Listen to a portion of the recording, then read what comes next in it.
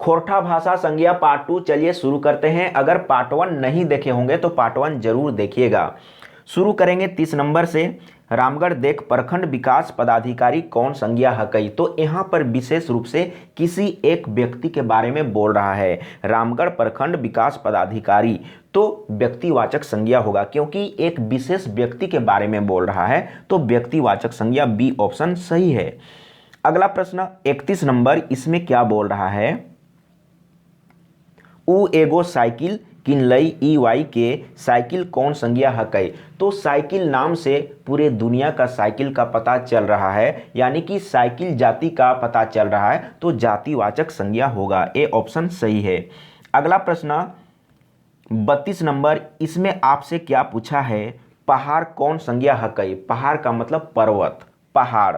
तो पहाड़ कहने का मतलब कि पूरे दुनिया का पहाड़ का बोध हो रहा है तो जातिवाचक संज्ञा, यानी कि पहाड़ कहने से पहाड़ जाति का बोध हो रहा है तो जातिवाचक संज्ञा हो जाएगा।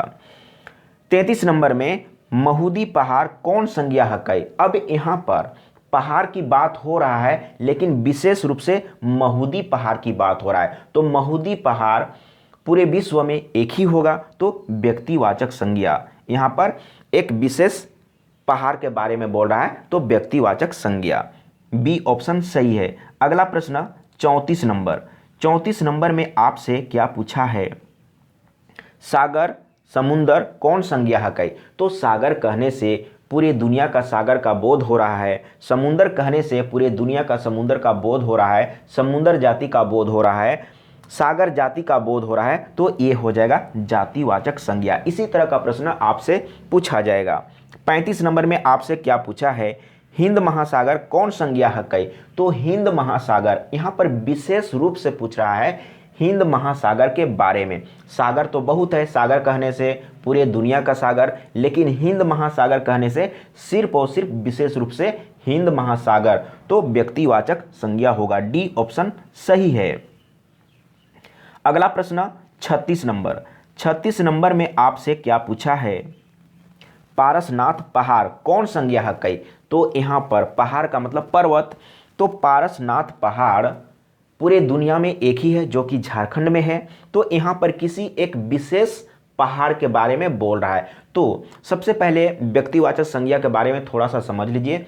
किसी विशेष व्यक्ति वस्तु स्थान आदि के नाम का बोध हो तो उसे व्यक्तिवाचक संज्ञा कहते हैं। तो यहाँ पर किसी विशेष पहाड़ की बात हो रहा है तो व्यक्तिवाचक संज्ञा होगा।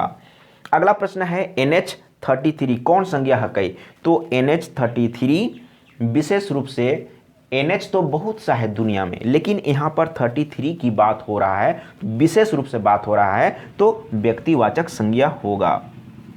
बी ऑप्शन सही है। अगला प्रश्न 38 नंबर में आपसे क्या पूछा है। नेशनल पार्क कौन संज्ञा हकई। नेशनल पार्क पूरे दुनिया में विश्व में बहुत सा नेशनल पार्क है। अगर नेशनल पार्क बोलेंगे तो जितना भी नेशनल पार्क है नेशनल पार्क जाति का बोध हो रहा है तो नेशनल पार्क यानी कि जातिवाचक संज्ञा। अगला प्रश्न 39 नंबर। 39 नंबर में आपसे क्या पूछा है। बेतला नेशनल पार्क कौन संज्ञा हकई। यहाँ पर नेशनल पार्क के बारे में बोल रहा है, लेकिन सिर्फ और सिर्फ बेतला नेशनल पार्क यानी कि विशेष रूप से बेतला नेशनल पार्क के बारे में बोल रहा है तो बेतला नेशनल पार्क क्या है, व्यक्तिवाचक संज्ञा। किसी विशेष वस्तु स्थान आदि के नाम का बोध हो तो उसे व्यक्तिवाचक संज्ञा कहते हैं। ए ऑप्शन सही है। अब यहाँ पर महादेश कौन संज्ञा है। महादेश, तो महादेश कहने से पूरे महादेश का बोध हो रहा है, महादेश जाति का बोध हो रहा है तो ये हो जाएगा जातिवाचक संज्ञा। 40 में बी जातिवाचक संज्ञा। अब चलते हैं अगला प्रश्न 41 नंबर। 41 नंबर में आपसे क्या पूछा है। एशिया महादेश कौन संज्ञा हकई। महादेश अगर कहते तो महादेश कहने से पूरे महादेश का बोध हो रहा है, लेकिन यहाँ पर एशिया महादेश कहेंगे तो सिर्फ और सिर्फ विशेष रूप से एशिया महादेश तो व्यक्तिवाचक संज्ञा, एशिया महादेश व्यक्तिवाचक संज्ञा हो गया। अब यहाँ पर 42 नंबर में समझिए, राजा कौन संज्ञा है कई। राजा कहने से पूरे दुनिया में जितना भी राजा है तो राजा जाति का बोध हो रहा है, राजा पूरे दुनिया का राजा, तो ये हो गया जातिवाचक संज्ञा 42 का सी। अगला प्रश्न 43 नंबर में चलते हैं। 43 नंबर में क्या पूछले है देखत हिए। तो यहाँ पर 43 नंबर में झारखंड राज्य कौन संज्ञा है कई। पूरे दुनिया में बहुत सा स्टेट है, बहुत सा राज्य है, अगर हम सिर्फ राज्य बोलते तो राज्य जाति का बोध हो रहा है, लेकिन यहाँ पर सिर्फ और सिर्फ झारखंड राज्य का बोध हो रहा है। तो किसी विशेष व्यक्ति, वस्तु, स्थान आदि के नाम को व्यक्तिवाचक संज्ञा कहते हैं, तो झारखंड राज्य व्यक्तिवाचक संज्ञा है। अगला प्रश्न 44 नंबर। 44 नंबर में क्या पूछा है और इसी तरह का प्रश्न एग्जाम में आएगा। ग्रंथ कौन संज्ञा है कई। ग्रंथ पूरे दुनिया में, पूरे संसार में, विश्व भर में बहुत सा ग्रंथ है, लेकिन हाँ ग्रंथ है, ग्रंथ जाति का बोध हो रहा है, तो यहाँ पर जातिवाचक संज्ञा होगा 44 का बी। अगला प्रश्न 45 नंबर में आपसे क्या पूछा है। महाभारत ग्रंथ कौन संज्ञा है कई। ग्रंथ बहुत है, लेकिन यहाँ पर सिर्फ और सिर्फ महाभारत के बारे में बोल रहा है, तो किसी विशेष ग्रंथ के बारे में बोल रहा है, तो ये हो जाएगा व्यक्तिवाचक संज्ञा। देखिए इसी तरीके से आप पढ़ेंगे तो एक भी प्रश्न नहीं छूटेगा। अगला प्रश्न 46 नंबर में यहाँ पर क्या बोला है। लुगा कपड़ा।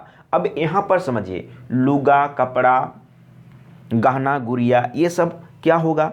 तो लुगा कपड़ा कहने से जातिवाचक संज्ञा, यानी कि लुगा कपड़ा, पूरे लुगा कपड़ा का बोध हो रहा है, तो ये हो जाएगा जातिवाचक संज्ञा। कागज, कागज बोलने से क्या होगा, यानी कि पूरे दुनिया का कागज का बोध हो गया, कागज जाति का बोध हो गया, तो कागज क्या है, जातिवाचक संज्ञा। 47 का ए। अब चलते हैं अगला प्रश्न 48 नंबर में। 48 नंबर में आपसे क्या पूछा। शिक्षक दिवस कौन संज्ञा है कई। यहाँ पर शिक्षक दिवस के बारे में बोल रहा है, तो यहाँ पर आप समझिएगा शिक्षक दिवस का मतलब क्या। दिवस तो बहुत है, दिवस बहुत है, लेकिन यहाँ पर शिक्षक दिवस के बारे में बोल रहा है, सिर्फ और सिर्फ शिक्षक दिवस। पूरे दुनिया में बहुत सा दिवस है, लेकिन यहाँ पर विशेष रूप से शिक्षक दिवस के बारे में बोल रहा है, तो व्यक्तिवाचक संज्ञा होगा। अगला प्रश्न 49 नंबर। इसमें क्या बोला है। धोती साड़ी। धोती कहने से पूरे दुनिया का धोती, साड़ी कहने से पूरे दुनिया का साड़ी का बोध हो रहा है, साड़ी जाति का बोध हो रहा है, धोती जाति का बोध हो रहा है, तो ये हो गया जातिवाचक संज्ञा। फिर से यहाँ पर देखिए 50 में क्या पूछा है। साड़ी, साड़ी कौन संज्ञा है कई। तो साड़ी कहने से साड़ी जाति का बोध हो रहा है, तो जातिवाचक संज्ञा, साड़ी जातिवाचक संज्ञा। अगला प्रश्न 51 नंबर में यहाँ पर आपसे क्या पूछा। काठ, लकड़ी। काठ कहने से पूरे दुनिया का काठ, काठ जाति का बोध हुआ, लकड़ी कहने से लकड़ी जाति का बोध हुआ, तो जातिवाचक संज्ञा। ए ऑप्शन सही है।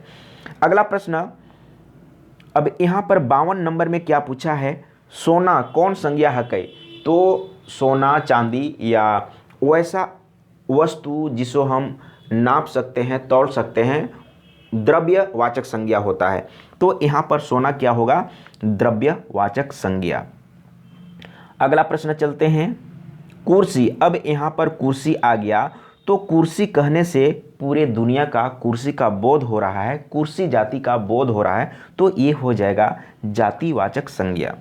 और 54 नंबर में टेबल कौन सा संज्ञा है कई। तो टेबल कहने से पूरे दुनिया का टेबल, टेबल जाति का बोध हो रहा है, तो जातिवाचक संज्ञा, टेबल जातिवाचक संज्ञा। राइट है। इसी तरह का प्रश्न एग्जाम में आएगा।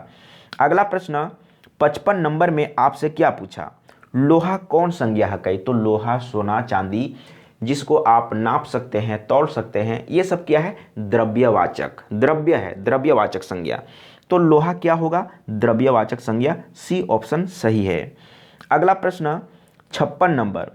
यहाँ पर क्या है, लंबाई, चौड़ाई, मोटाई, ऊंचाई कौन संज्ञा है कई।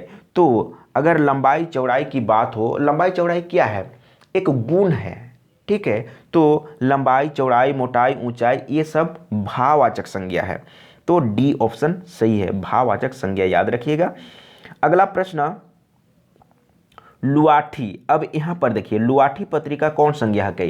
तो पूरे विश्व में बहुत सा पत्रिकाएं हैं, या हमारे देश में, हमारे झारखंड में बहुत सा पत्रिका है, लेकिन विशेष रूप से लुआठी पत्रिका के बारे में बोल रहा है, विशेष रूप से लुआठी पत्रिका, तो व्यक्तिवाचक संज्ञा। और लुआठी किसको कहते हैं? जैसे हम लोग खाना बनाते हैं लकड़ी से, तो चूल्हा में बहुत सा लकड़ी डालते हैं, वो जलता है, तो जलता हुआ लकड़ी को लुआठी कहा जाता है। और यहाँ पर 58 नंबर में भी देख लीजिए, पत्रिका कौन संज्ञाहक है? तो पत्रिका, तो पत्रिका कहने से सभी पत्रिका का बोध हो गया, तो जातिवाचक संज्ञा, पत्रिका जातिवाचक संज्ञा। अब चलते हैं अगला प्रश्न, 59 नंबर। यहाँ पर बोला है तितकी पत्रिका कौन संज्ञाहक है? तितकी, तो सबसे पहले तितकी के बारे में समझ लीजिए। तितकी, जैसे आप बहुत सा छोटा छोटा लकड़ी को आप जलाएंगे तो उसमें आग पकड़ेगा, तो आग जब पकड़ लिया, वो छोटा सा लकड़ी को ही तितकी बोलते हैं, तितकी। लुआठी बड़ा होता है और तितकी छोटा होता है। तितकी पत्रिका कौन संज्ञाहक है? तो तितकी, यानी कि विशेष रूप से तितकी के बारे में बोल रहा है। अगर सिर्फ पत्रिका होता तो जातिवाचक होता, लेकिन यहाँ पर तितकी पत्रिका, तो व्यक्तिवाचक संज्ञा, राइट है। और 60 नंबर में तेल कौन संज्ञाहक है? तेल, तो तेल द्रव्य है, जिसको आप नाप सकते हैं, तौल सकते हैं, वो द्रव्य है, तो द्रव्यवाचक संज्ञा, सी ऑप्शन सही है 60 का। अब चलते हैं नेक्स्ट, आगे आपसे क्या पूछ रहा है 61 नंबर में, और ये लास्ट प्रश्न है ना, लास्ट है। अब यहाँ पर कड़ुआ तेल कौन संज्ञा है? तो यहाँ पर देखिए, कड़ुआ तेल हो, जैसे द्रव्यवाचक में जैसे सोना हुआ, चांदी हुआ, तो सोना कहने से तो सोना का नाम आ रहा है, तो ऐसा नहीं सोचना है कि सोना मतलब कि सोना एक विशेष है। तो सोना द्रव्यवाचक है, लोहा द्रव्यवाचक है, तेल द्रव्यवाचक है, या नाम से रहेगा कड़ुआ तेल, सरसों तेल, मीठी तेल, तो ये सब द्रव्यवाचक संज्ञा है।